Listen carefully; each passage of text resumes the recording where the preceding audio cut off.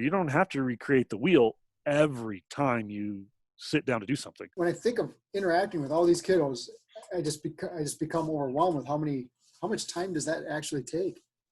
I mean, there's some really good stuff in there. But I'm asking them to actually do a skill that actually pertains to a standard in the class. And there's so many things you can do with it. That's the part that I'm starting to like more and more about it. You got to be able to tell them they're doing bad. That's why you track. True. How do you know that your kids are going to master throwing by October? I literally do test my kids. And I don't like your shirt. Just beat the poor kid down. And get a haircut. They have to create me a video of them doing as many push-ups as they can to the appropriate form. Okay. Yeah, that's great peer assessment. What's more important, the form or the throw, or the kid that you're throwing it to being able to catch it? Help them make the video, but please do not help them perform the skill. Right. That's a neat little trick. I can attach it back to something and say, I like to fish too on their video. That just opens up a whole new world of Flipgrid. I'm a high rigor PE teacher. Welcome, physical educators. This is Thinking PE. Because Phi-Ed is more than just fun and games. I'm Stacy Nelson. And I'm Jamie Seneca. And it's our goal to dig deeper beyond the activities that make your class awesome. So buckle up and join us on this journey.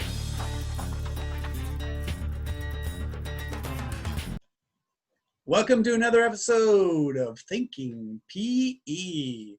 Jamie, what are you thinking today? What are you thinking about? What's your brain doing? I've been thinking, one of our first podcast episodes we snuck behind enemy lines there, and we chatted with some students to get some insight. And I really would like to chat with somebody that's experienced at distance learning to get some of that insight and help me avoid some of those obstacles that are out there that we don't read about in the manuals. Yeah, that would be good. Since going back and doing teacher prep week, I've learned that I'm in charge of the distance, at least some of the distance learning. I'm also going to be responsible for writing lessons for all in, and our numbers are right at the bubble. So there's a good chance we're going to go to hybrid. So every one of my lessons I've had to write in all three formats. Oh, congratulations. Yeah. Well, I've got these lessons down pretty well. That's not an award. But it would be good to be able to pick somebody's brain and say, hey, can you help me avoid some disasters on my own, because I'm not going to have time for a lot of disasters. So in our hashtag 6 feet PE Zoom meetings that we had on Wednesday nights back in June and now here in August, we met J.black from New Mexico, and we right away found that this guy's got a lot of experience. But little did we know that we've got a 2012 New Mexico Teacher of the Year. He's also on the MinShape board for the Southwest District, and he has a lot of experience, including he's been teaching distance learning here for about 2 weeks. Yeah, so this has been a really good interview for us to tap his brain, and he's gonna spend some time introducing himself, which we asked him to, and it's quite long. Extensive, actually, the vast experience he has. He's not bragging. We asked him to put this stuff on there just kind of to show he's out there, he's connected, he's been doing a ton. And then we lead into kind of some of these landmines that he's going to help us avoid, some things that he's learned along the way. Yeah, well, go ahead. I was going to say, it was absolutely fascinating, because over the 2 months that we've known Justin, we get little bits and pieces. And finally, like, Justin, just lay it out there. When you introduce yourself, tell us your experience here. And it was pretty cool. All right, here it is. So my name is J.black. I'm a physical education teacher in Los Alamos, New Mexico. I teach K through 6, but I have taught middle school and I have taught high school. I've taught health. I've also taught in the classroom. It's a little bit of history. I was the teacher of the year for elementary in 2012. I have about 4 different companies that I work closely with and do presentations for, from Drums Alive. I've done a few for an old company called Squares. I go and present for Omnicon, and I've actually done several presentations on Chukball. I'm a member of our state organization in New Mexico for physical education. I'm a member of our regional Western District for Physical Education, and I'm also a member of Shape America. I sit currently on the board on our state, and I'm currently working with the board for the Western region. So I've been around. I have lots of diverse backgrounds, and I have taught everywhere from rural farmland to the reservation to now a very high-end school system. And so I have the background gamut of teaching all over. If Jamie and I have to go to full distance learning, we haven't done this, what landmines could we avoid that you've already started? Maybe you avoided them because you saw it coming, or what's another way to say is, what logistical tricks have you used to do this online stuff that you learned from the spring? Go with the preference. You know, you probably saw these landmines and were able to avoid them, but when we see landmines, we giggle and jump right on top of them. So could you help us avoid that? So one of the ones, depending on how you run your class, is making sure if you're giving an assignment that the kids need to do, that it's got a deadline. Now, you don't have to stick to that deadline, but you have to give them a deadline. You know, and so like in our Google Classroom, everything I do has a deadline. When is it due by? Now, I'll accept it after that, Right. but that gives the kids a place to look weekly or daily. Yep. What things do I have to get done? And it's not out there in space somewhere. That's a good idea. It's right there. It's right there in whatever system you're using. They log into our Google Classroom, they go to my PE class, and it tells them in a calendar, here are the things, boom, boom, boom, boom, boom, boom, you need to be doing. Yeah. That's a good So point. You don't have deadlines. You're just kind of drifting in space, and no deadlines is kind of the promotes procrastination. Yeah. Yeah. And then the other one was kind of like what I was telling you guys, the Venn diagram. You have to have a hub of somewhere you're giving them information from. And so like we're using the Google Classroom, and I'm sending them to other places to do the homework, and they actually turn them in WellNet or in Flipgrid, but they have to come back to the Google Classroom and say, yep, I've done this and turned it in. Okay. So that then I go back and look into wherever it is to go find that assignment to get it. And so there's got to be that central hub of where they go, where they're going to start from every day. Okay. And you don't find you lose too many kids by having them go out and then they don't ever get back? Or I guess it'd be hard to tell, wouldn't it? Yeah, you're just hoping that they went out. But like we literally have, so like let's say the assignment is to go into WellNet and do your mileage log. There's a link right there that takes them to WellNet, and then they've learned how to sign in. Yep. And they sign in and go. And then when they're done, they can come back and see what's the next thing I need to do. Yeah. And so it's teaching them. Yeah. Sometimes people get lost. Right. And so it's teaching them that this is your center hub. You have to come back here to figure out where to go next. So would you recommend that, let's say, if I can, keep as much within Google Classroom as I can, keep them in the hub rather than send them out, and only send them out when you have to? Yeah. Okay. Or whatever, like, so when our WellNet is going to be a major part of our district, because we bought it several years ago and we're just now expanding it out. And so it was something that was supposed to be starting to be used by the PE teachers anyways. And so that's going to be a program that we're going to use. But yeah, if you're just going to, send them out for Flipgrid, then that's the only place they're going. They're coming back, and all their other assignments are within WellNet. So or if within, you have a choice, Google Classroom. If you have a choice of putting a YouTube video within Google Classroom or a link out to it, it's probably better to keep it housed within. As best you can. I think mine go to YouTube. Yeah. But it takes them straight to what I want to watch. Right. Yeah. It's the getting back that I've heard people get. Right. It's they do the assignment, but then, that's another cool video that I can. Yeah. And they might be watching 6 PE videos, Right. but they forget then to go and turn the work in, even though they spent, an hour and a half on PE that day. Yeah. And you're going to have to be very patient and teaching the kids how to get around everything, because it does take a little bit longer especially early on, for them to get those concepts of where they need to go. So like one of the ones that I've found in Google Classroom that drives me nuts is right below your question that you ask is a comment section. And so to me, that is, you raise your hand, I have a question, I type it in, and then the teacher can respond to it. Or they have a comment that they're making to the class to respond to. But Some of our kids are looking at that and going, oh, that's where I put the answer. No, it's not where you put the answer. yeah, The answer goes in the upper right-hand corner where it says turn in after you've typed in the answer. yeah, I got you. So how are you making special effort to make connection with kids since you haven't seen them in person? So we get to see them live. And Right. so you get to talk to them there and do that. But How then many I at a send time are out you seeing? a full class, one class at a time. Okay. So about 20, 25 kids. And in my scenario, it's a little bit easier. I have a big screen TV. Yep. That's a computer in my gym. And so I can put that on grid view and I can see all the kids even when I'm presenting. And so I'm operating multiple computers at a time.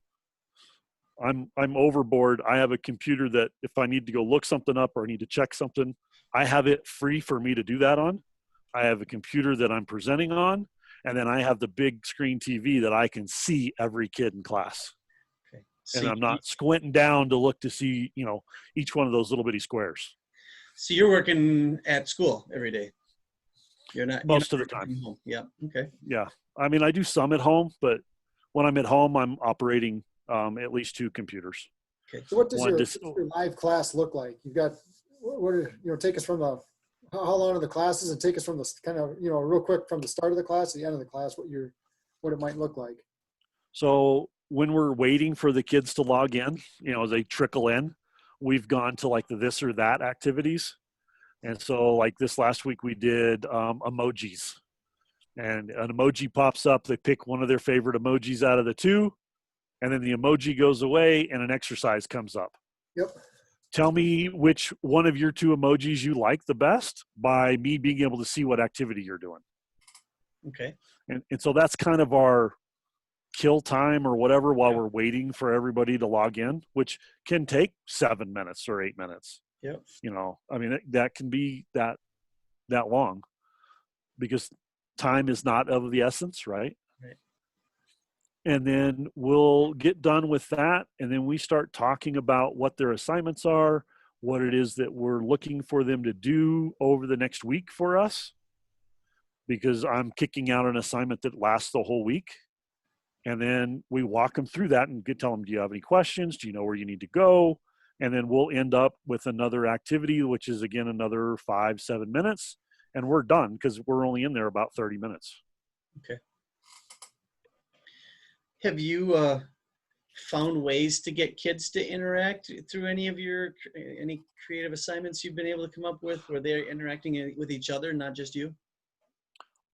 So this week I'm trying to get them to understand the difference between the comment section in Google Classroom. Oh, yeah. And so I gave them one question that they're going to have to talk it out. Yeah.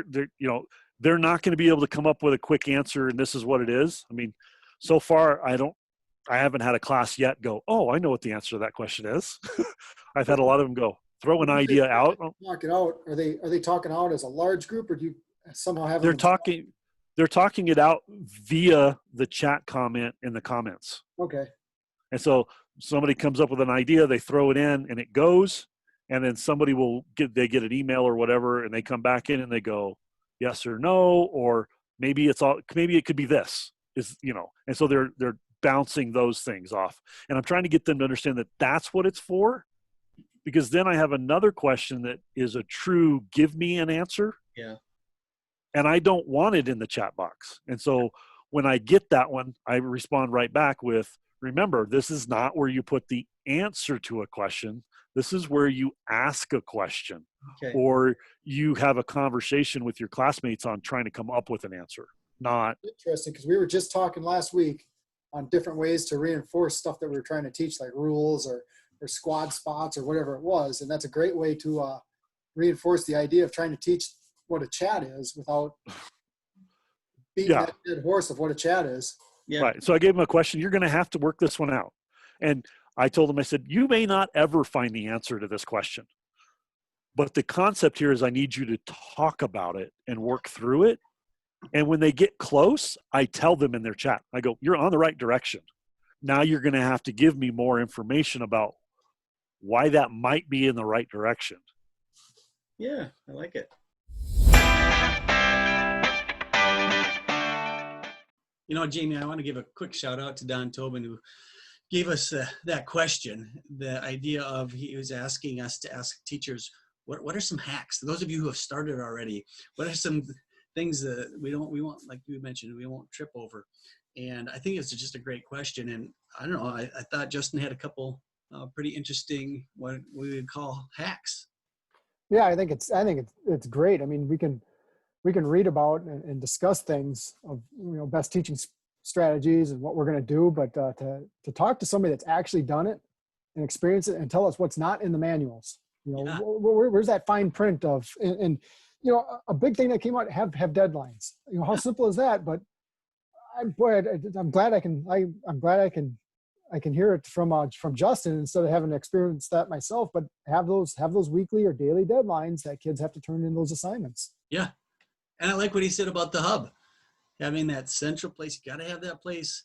And this is a whole philosophical question you can discuss about how often you want kids to go out and, come back in. And our school moved to Schoology because you can house a lot more within. And one of the things that Schoology advertises is that less kids get lost, so to speak, because I think you mentioned, if you sent your son out to watch a video on YouTube, the culture of that age is not to watch one.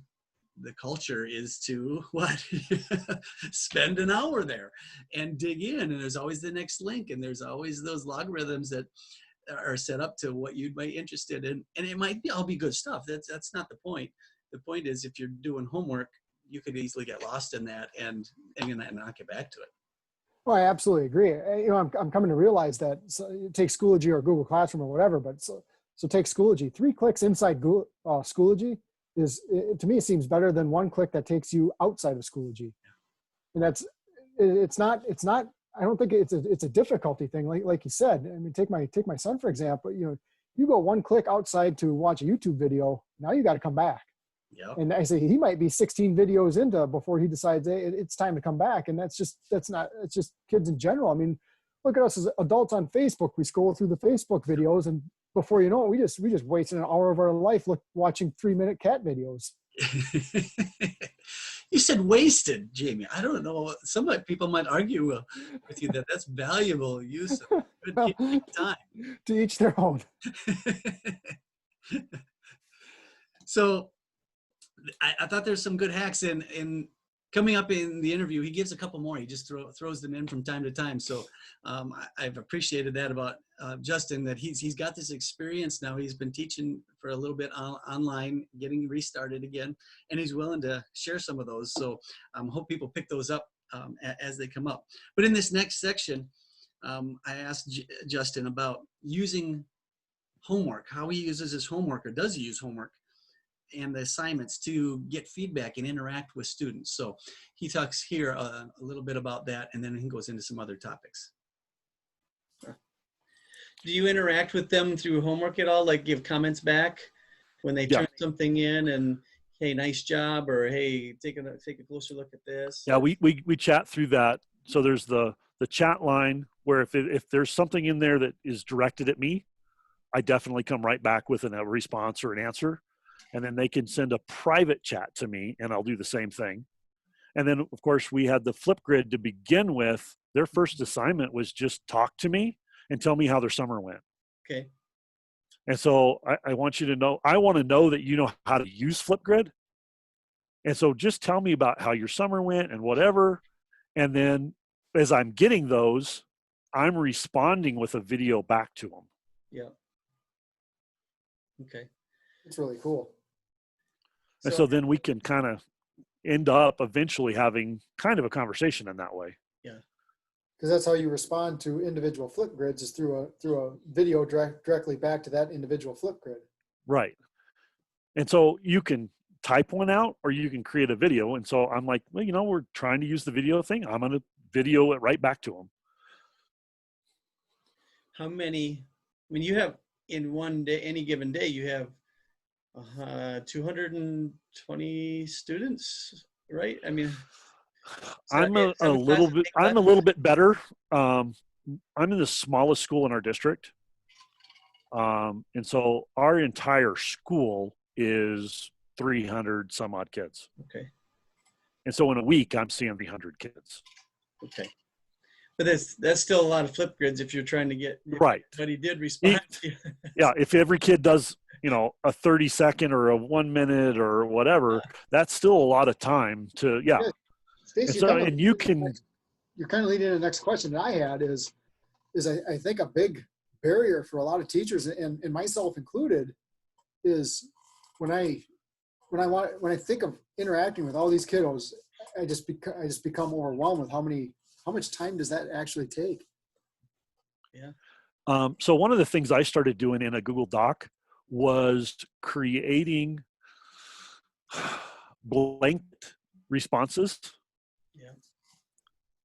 So when I start running into certain things as we go down the road, my goal is I'll have that thing over here where I don't have to go retype it.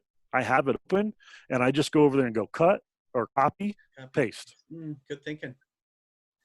And it's because there's lots of things that we talk about that you would say to the whole class, right? Yeah. And so why couldn't you use that same general concept back here? That's a neat little trick. No, You don't have to recreate the wheel every time you sit down to do something. Because it's still personal. You just shorten how long it takes to type it. That's all. I mean, yeah. And then you can change one or two things if you need to. Right. I mean, like when they tell me that they went camping this summer, or they do lots of hiking, or they were fishing, right. I can attach it back to something and say, I like to fish too on their video. Yeah. And so then now I'm definitely, and so I'm sending back 15, 30-second videos. Yeah. But it takes a little bit of time to work through them, but now you're working on that personal connection. Yeah. I suppose more than you do. You start small, you start a couple here and there, and then you kind of figure out your system. Yeah. Yeah. Yeah. What level of rigor are you expecting compared to in the gym as far as the activity? Are you just kind of taking what you get and encourage the best? I think you have to start there. Yeah. I'm a high rigor PE teacher in comparison to, I have some of the PE teachers in my district that are trying to follow what I'm doing with my classes, and they're getting pushback big time from their parents. Oh, this is too much and this is that or whatever. And mine are like, oh, okay. I even had a PE teacher the other day, I guess. They were having a conversation on Facebook, and this one parent was whining and complaining that the PE teacher at this other school was making them do something. And another parent got on there and said, yeah, we're doing that at our school too. It's no big deal. But that was my parent going, hey, but I have a high rigor class. I expect lots out of my kids. And I've inbred that into the system. And so we're not backing totally out, but we're trying to put things in place and have some guidelines. Like I've had some parents come to me. We've put forth a minimum of half a mile every day from every kid. And they need to go into WellNet and log it. And I've got, well, can they go do a bike ride instead of a walk or a run, or can they jump on the trampoline? And I have a couple of them that are getting major grief from their parents. But mine, I go, no, we need the walk. And I go, the scientific measure that we're looking at is there's a proof that foot hitting the ground does different things to the brain than riding a bike. Yeah. It lights it up differently. And my parents go, oh, okay. Yeah. And we move on. and they're welcome to go for a bike ride afterwards and count right. that towards their 60 minutes of exercise for the day. Right. But we're looking for half a mile. And we've even put it forth that we want it in the morning before school starts. Now, we're not demanding it, and we're not tracking when they actually do it, but we put it forth in a letter to all of our parents that said, if they were in school, their first assignment every day would be half a mile. Okay. So at your house, we would like it if you can manage to get it done to have your kids go out and get a half a mile in. Yeah. If you can't, sometime during the day would be wonderful. Yeah. Makes sense. But then that's where you have to be flexible, right? I mean, Yeah. we can only control so much. Right. Does that kind of answer what you're looking for there? Yeah. Well, and rigor is one of those things that I've always kind of felt that you're just asking the kids to work hard when you're working. You're not asking them to take any longer. You're not asking them, that when we first went in the spring to this distance learning, it just felt like a lot of teachers were like, oh, I don't want to have the kids do this because, then the parents are going to get uptight. I'm like, well, I'm not asking them to spend any more time. I'm just asking them to focus more, instead of just a bike ride, like you said. I'm asking them to actually do a skill that actually pertains to a standard in the class.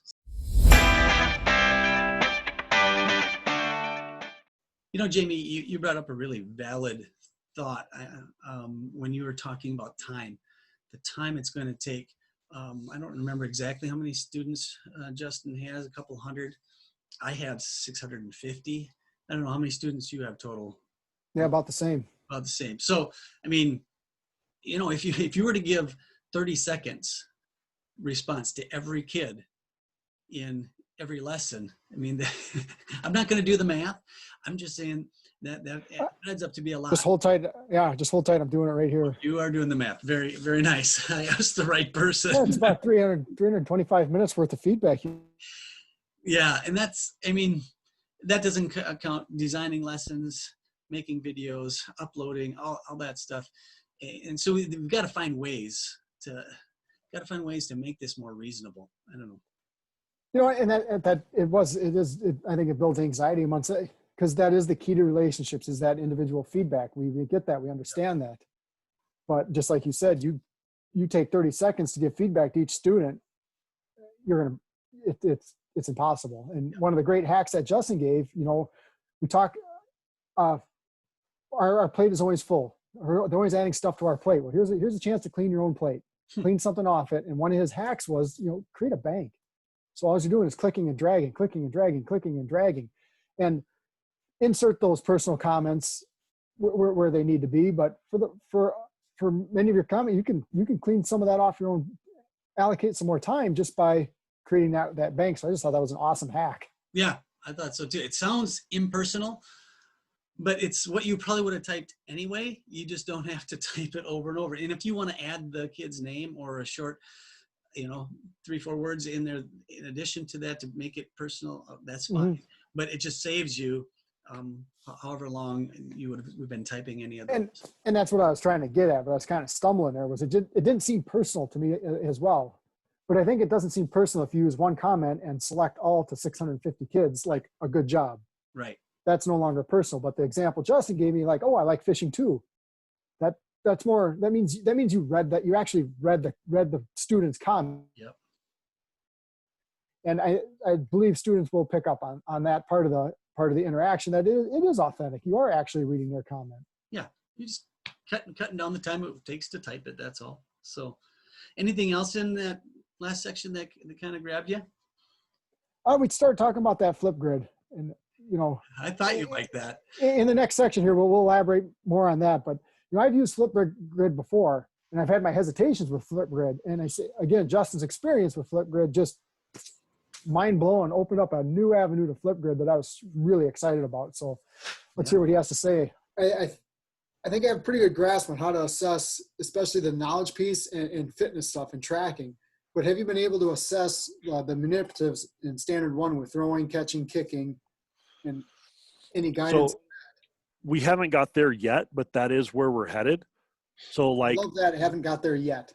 Well, we're trying to teach them how to do it. So I wanted to start with the simplest thing possible. Mm-hmm. And so this week they got a video to watch in Flipgrid of appropriate push-up form.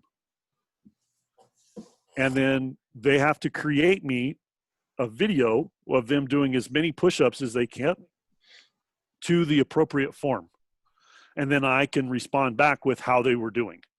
Now you need to remember this or what, because I talk to my kids all the time about, you need to help each other and be positive on how you enforce, it's not, that was awful. Oh my gosh, you can't do a single push-up.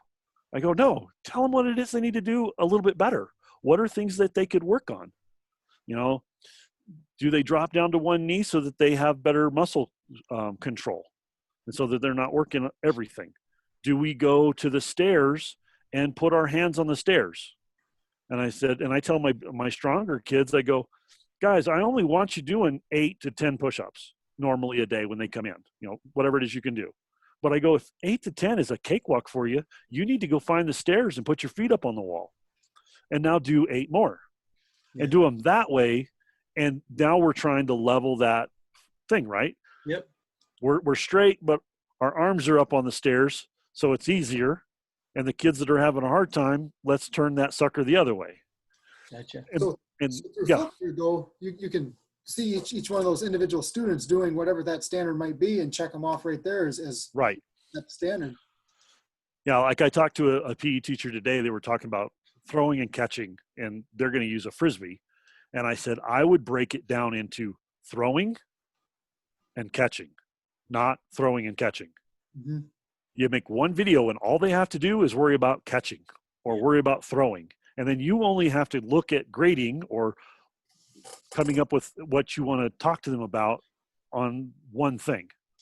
Because you wouldn't walk over to a kid and go, you know what, your throwing's not bad, but your catching's not really good either. You would come over and pick one thing and you'd go, hey, I want you to remember next time you throw, point your shoulder. Yeah. And then once you got on pointing the shoulder, okay, then we could. And you've got terrible shoes on. Yeah. And I don't like your shirt. Just beat the poor kid down. And get a haircut. Yeah. And in this scenario, get it as simple as you need to get it. And try to go, it's not complex. We don't need the kids to show you at this point in time that they can dribble a basketball up as hard as they can and do a perfect jump shot. That's not what we're looking for in PE. We probably never should be looking at that. Now, if you have a kid that can do it, that's great, but that's not our ultimate goal, I don't think. No. Right? So listen, it might open up a whole new can of worms here, though. But with Flipgrid and other students seeing other students, especially when it's coming to assessment, do you ever run into data privacy? So in the Flipgrid, there's a setting so that when you assign something, you have to approve it to go to the other kids. And so I currently have mine set up where they never get to see each other in Flipgrid. Oh, interesting. I didn't know. And so it's a between them and me. So if you assigned this flip throwing Flipgrid and you wanted, just show me that you're an expert, send me a video of you being an expert with this standard, I send you that video on Flipgrid and nobody else can see it. Right. Now I can open that up and say, okay, I want you guys to communicate with each other and be positive and tell them what they're doing good or how they could do something different to be better. I can do that, but I have it set currently where it's me only. Okay. Yeah, that's great. Peer assessment. Specifically of DAPE students or something that may be around the data privacy of right. That's that down the road thing. We could look at that, but right now I want them to get comfortable and it's just a conversation between me and them. Just like you would pull a kid across in class, right? They're doing whatever and you talk to this kid. You don't talk to this kid to everybody with the mic on. Right. Yeah. At least not on purpose. Yeah, exactly. I've gotten really good at reaching up and hitting the pause button on my headset. I have a wireless mic that I have that you just click and now I can talk and click and I go back. And I've gotten the habit of I click it and then I go to see if I can hear myself or not. Okay, I'm good. I've got the little click too. Oh, well, that's good. I like that idea of eventually getting down the road to peer assessments and peer reviews and there's so many things you can do with it. That's the part that I'm starting to like more and more about it. Yeah. Well, and the beauty of it is everybody has a device. Everybody Yeah. can, everybody can record. They all have a device to do it on. Right. And so that's the next beauty. Like, so my K1-2 kids, they're making me videos of skills already. And I've told the parents that, help them make the video, but please do not help them perform the skill. Right. Yeah. Well, I'll tell you, that just opens up a whole new world of Flipgrid. Because I've used Flipgrid before, but I use it more in, like you said, the whole group setting where I'm talking to this kid with a microphone on type thing, Right. where everybody else can hear it. But I'm seeing all the videos and they're sending them all to me. And they didn't, and I didn't use that feature of just individual kids. Yeah. Yeah. So I've been probably, when you look at the teacher realm, I'm definitely shifted to one side. And I literally do test my kids. And I test them on, can you skip? Can you gallop? Can you do this? Can you do that? And there's certain things we're looking for.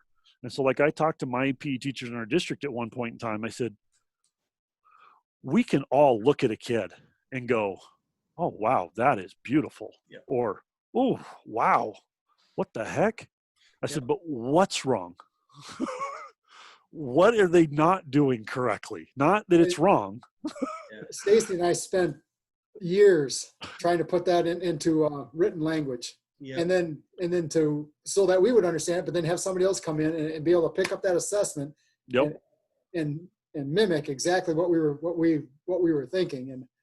And so full little word circle. like mature pattern. What is a mature? Yeah, what is a mature? I don't know. That looks bad. It's not mature. Well, we all know. Yeah.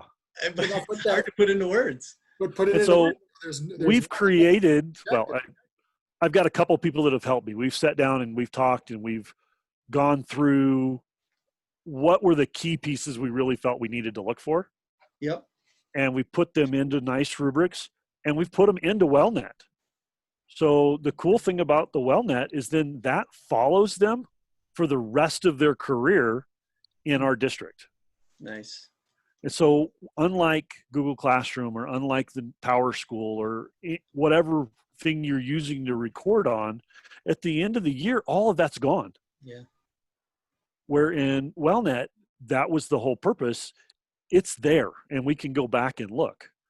We can go back and look at anything that we've ever put into WellNet and see if you're getting better. And like we've actually, some of our rubrics have stepping stones.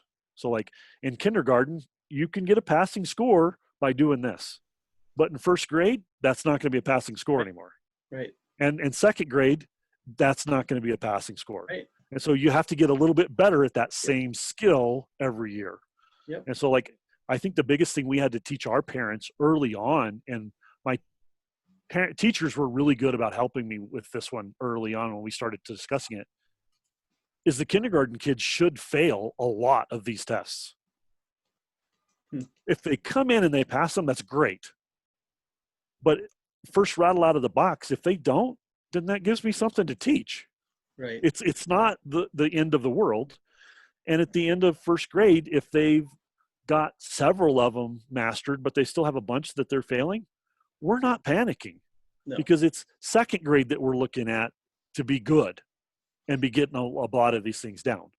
And when you only see the kids one time a week, you have to look at the big picture. You can't look at, a week of whatever you're doing, because they're not going to. I think that's the hallmark of a good curriculum too, though, is just like you said, it gives you something to work on. And when you do those assessments, you know what to work on, you know where to spend your time. I mean, if 99% of your kids know how to skip right out of the gate, and you still do all these great skipping units, you're kind of wasting your time when you could be working on throwing. It's kind of a keep in mind when teachers have their entire year planned out. I'm like, how do you know that your kids are going to master throwing by October? Yeah. Well, because every year they do. Yeah. But I see that. No. I like the idea of that, but and that's why we assess, is use it to drive our right. Hopefully, with the WellNet, hopefully that's why you assess. where you just track them to track them. Right.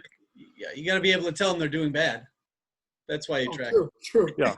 Well, And I have to tell my kids every time, because I think education, unfortunately, has done an extremely good job of telling kids effort is not actually a good thing, because failure they always get in trouble for.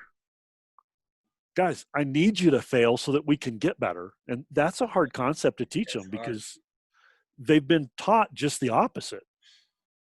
Yeah. Well, and it's not natural.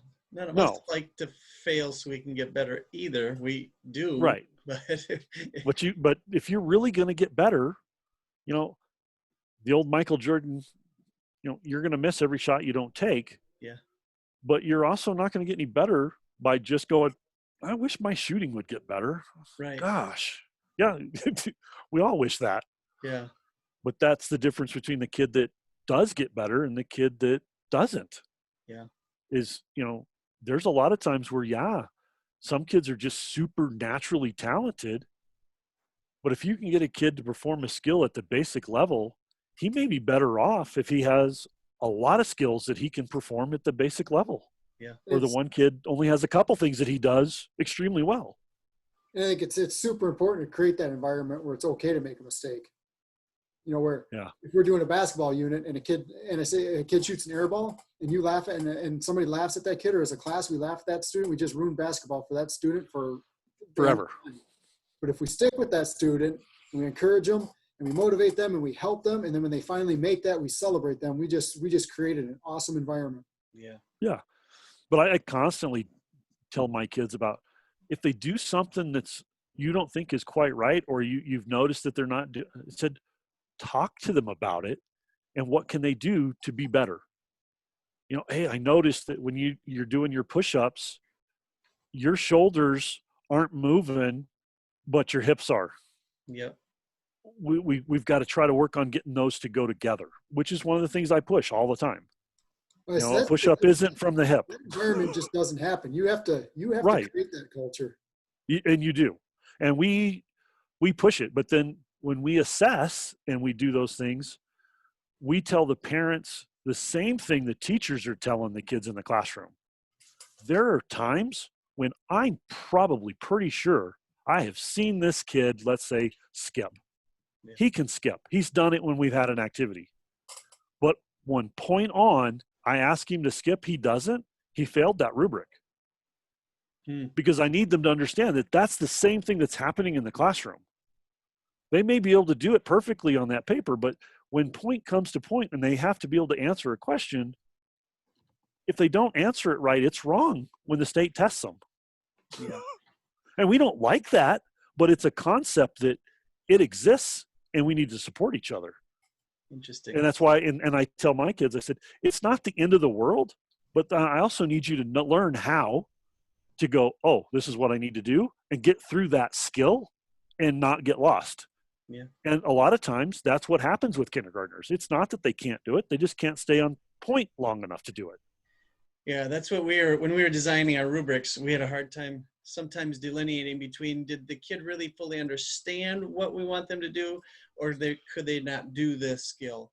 Right. We often found that, it was, they couldn't do it when you talk to them, but then they watch the next 5 kids go out skipping, and all of a sudden they just follow them and skip, and you're going, that's what I just said. But they just, it wasn't registering, and so that's good education, though, is to try to figure those things out. What's the missing link? They taught you how to skip. Why can't you do it? Yeah. Or even, hey, everybody else in the room is skipping, and they're still not skipping. Yeah. Like the one that I tell my kids a lot on skipping is, if you're the first one across the gym, you probably failed. Yeah, you probably didn't skip. Because there's a really good chance you're not skipping, you're running. Yeah. Because you're trying to be first. And I said, I'm not grading first. I'm grading who's performing the skill correctly. Yeah. And we literally talk about, well, in kindergarten, you could get away with this. In first grade, you could get away with this. You're now in second grade, that skill level has to come up. Yeah. And so the same thing that you've always done won't get you to the same place. Do you ever design any of your rubrics that you can just assess while they're just playing a game and they don't even know they're being assessed? Yeah. Yeah. You have to. Those are my favorite. because otherwise you're just spending so much time assessing. Right. Where, I mean, yeah, you have to do some of the, I mean, there's just no doubt. Yeah. Play a skipping game or play a tag game where they're skipping, and now you're watching, and you can mark off every kid you see skipping, and Yeah. now you don't have to waste time going in rows and Right. having each kid waste 30 minutes at gym time. So yeah, I like that.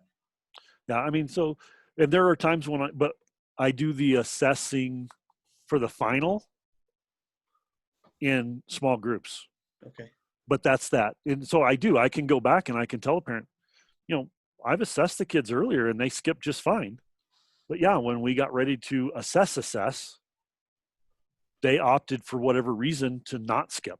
Yeah. Or they didn't understand, they didn't listen, they followed the kid right in front of them instead of knowing what they were supposed to do. I said, those are things that we're trying to assess along with the skill. And here's another question for you. Yeah. That we ran into. You're assessing throwing, and so you line the kids up, they throw back and forth, you walk up and down the line, you're seeing all these kids, you check them off, yep, that's proper throwing form, that's proper throwing form. Then you start a game of outright game where they're throwing without thinking. You just told them they're being assessed, and now their same arm, same leg comes through. You're going, what just happened here? But they're in the intensity of a game. They're not thinking about their throwing. They're thinking about dodging a ball or catching and then throwing, and they're thinking about strategy, and they're thinking about all these other things. And now their throwing form goes down. Can they throw or can't they? You know what I mean? So we had this major argument because our state tried to get us to, for a while, assess throwing in a state test. Yep. And let's be honest, what's more important, the form or the throw, or the kid that you're throwing it to being able to catch it? Yeah. In a game. What's more important? I mean, I was saying in a game, them catching it, but Yeah. one to the other. And so and that goes back to that when we play chook ball. It's way more important for that kid to be able to catch it, know who you're throwing to, and learn those skills than it is to do a perfect form on your throw in the game. But I do go back and talk about and go back over all the proper form. And when you're told you need to perform it, just like a push-up, you maybe only do one. And I'm much more happier with one push-up than I am with 500 wrong ones. Yeah. Yeah. And I kind of do this. I said, I need to know you know how to throw, and I know you need to be able to go, oh, this is what I'm supposed to do. I may not be great at it, but I know I need to come here. I need to point my shoulder. I need to pick my foot up. I know those things have to happen. I'm much happier if you can tell me that and show me in slow motion than you can in fast motion. And in a game, all that goes out, right? Yeah. But that kid over there has to be able to catch the throw you're throwing. And so you have to know who you're throwing to. Yeah. Are you throwing to your best friend on the football team, or are you throwing to the kid that doesn't come outside and play ever? Yeah. And he's got to have success. So we have to know how to throw to him. Yeah. No, I had somebody ask, and they thought this might be a topic for the podcast. Are you familiar with the Open PE, Open Phys Ed curriculum? Yeah. I am. Do you know anything about it? I just haven't used it. I've tried to read it. It doesn't feel like my style, but I know people use it and they love it. So I was just wondering if you have any knowledge of it. I would use the term simplistic. Okay.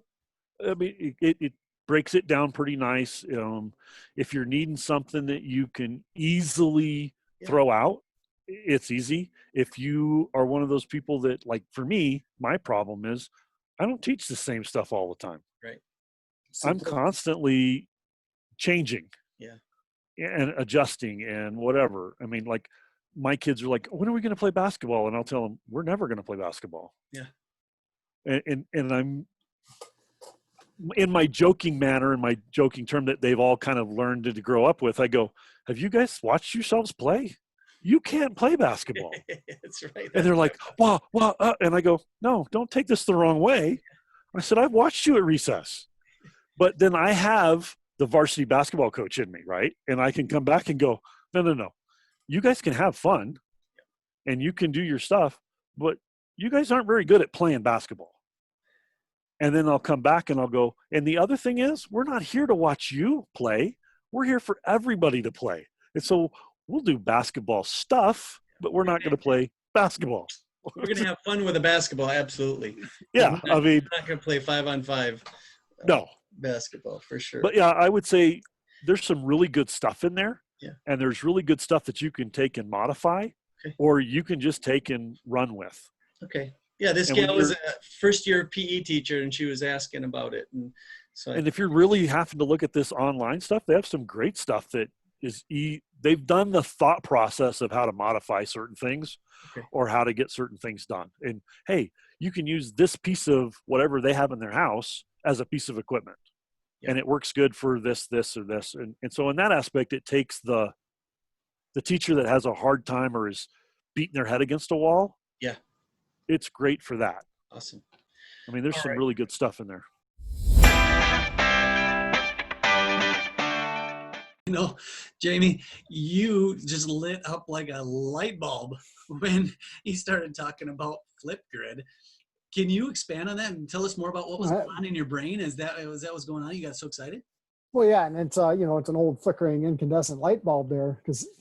But I think it's important. I've used Flipgrid before, but it's important not just to listen to what others have to say, because knowing that I've used Flipgrid, just listening to how he implements it and how he does it, I was like, wait a second, you can actually do that, and you can always learn something new. You can always do something better. And just the idea of using Flipgrid for an assessment tool and still respecting confidentiality and data privacy, so to speak, I just thought it just like, how didn't I know that? Yeah, no, it was cool. And it was fun to see you get so excited about it. I'm like, what did I miss? I've used Flipgrid once, but never in a classroom situation. So I really don't understand the tool enough to get excited about it like you did. That's pretty cool. So yeah, I think it just drives home the point to, listen to those that have done and gather from their experience. And it might change how you do something or reaffirm how you do it. No, that's right.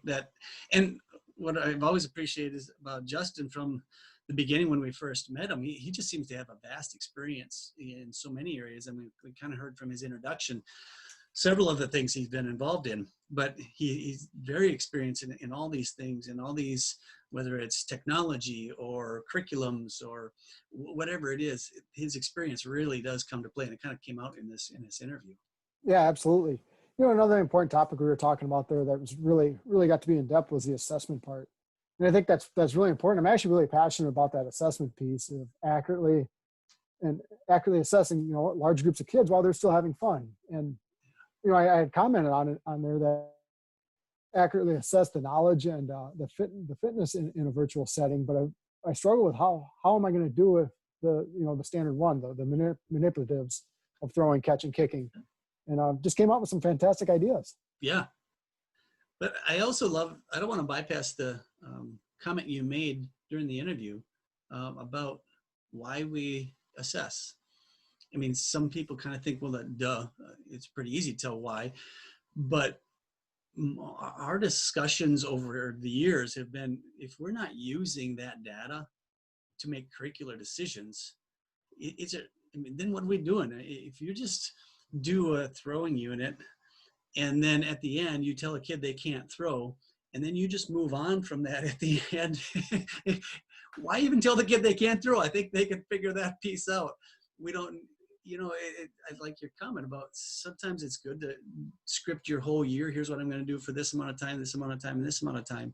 But I think it's really important to go back and look at if 40 or 50% or even 30% of your kids aren't meeting a standard, maybe you throw out that next unit you were heading to and you come back, or maybe you come back 3 months later. I mean, that's fine as well, but you're still using the assessment data then to make curricular decisions. I don't know, you got any more to reflect on that?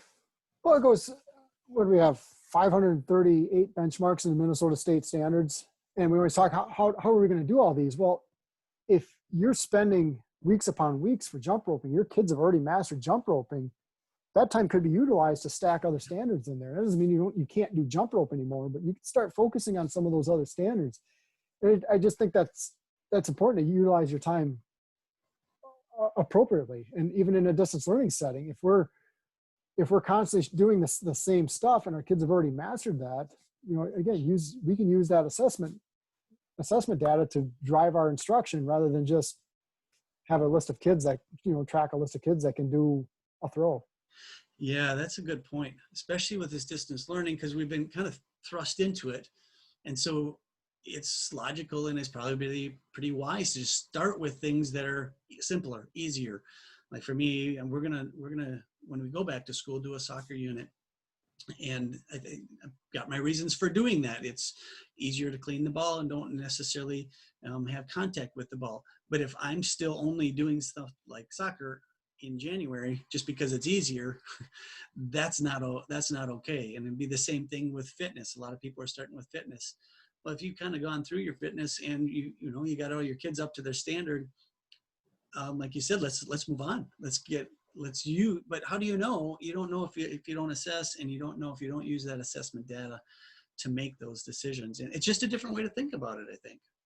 That's something I'm actually really proud of that we've done. It took years to do was develop those rubrics through the PLC process to make these assessments meaningful and useful, and why we were doing them. And there were some great conversations on little words like, what does mature pattern look like, and making it age appropriate. It kind of came out there with Justin of the percentages we were shooting for.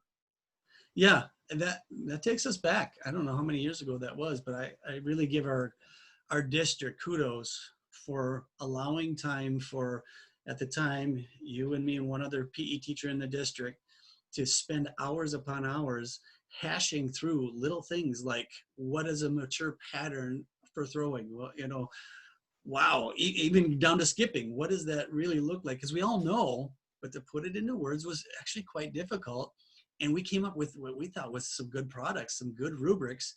And then we went and used them and tested them. We come back, we're going, who wrote these stupid things? Oh my gosh, they look good on paper, but they were terrible to actually use.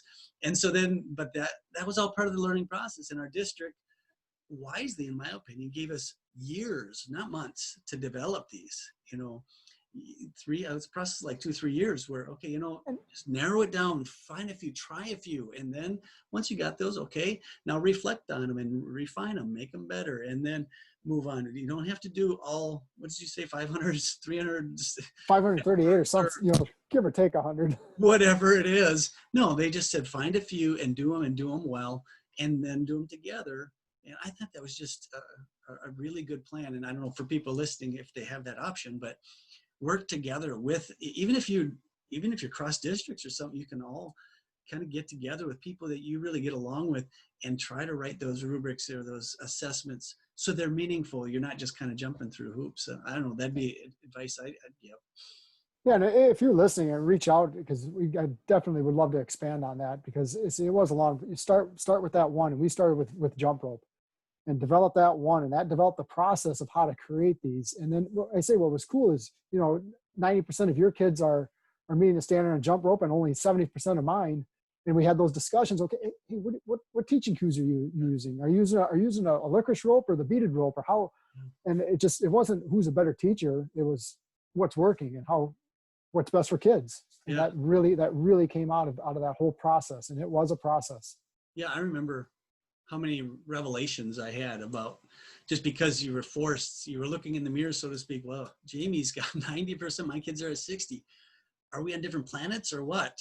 And then some of the discussions it brought out, it was sometimes a really simple cue that I would change. And man, my percentages went up. It's amazing how the words we use, even something as simple as that, can change how much kids grasp what you're really trying to get across. And so I don't know, I really recommend, like you said, reach out to us. We're happy to keep talking to people about it, or find other people that are in the similar spot as you and develop them together.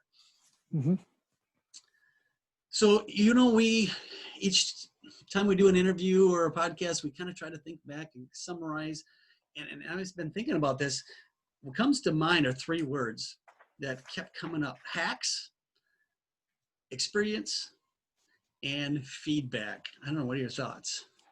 Well, I got to tell you, his experience and his involvement in the greater Fayette community from the state level to the national level. I mean, it's just, he's got a lot of experience. And through that experience, he identified some of those distance learning hacks that are basically going to protect us from ourselves. And I really appreciate that, especially when it comes to providing feedback to, meaningful feedback to large groups of students. And that is Thinking PE. Connect with us on Facebook and Twitter at Thinking PE. Find us on all your favorite podcast providers by searching Thinking PE. For more resources and videos, go to www.thinkingpe.com. Thanks for listening.